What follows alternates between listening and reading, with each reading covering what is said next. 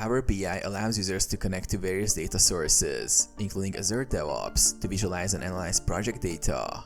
By connecting to Azure DevOps, you can access data related to work items, builds, repositories, and other project-related activities.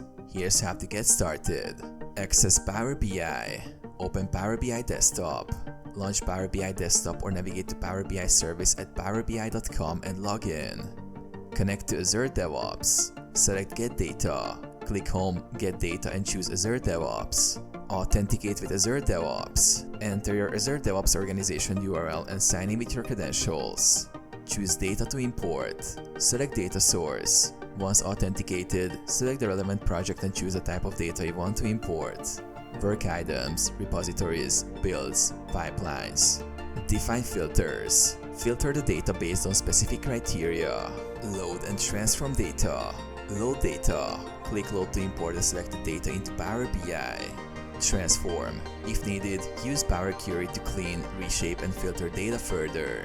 Create visualizations. Create reports. Use visualizations such as bar charts, line graphs, or tables to display Azure DevOps data.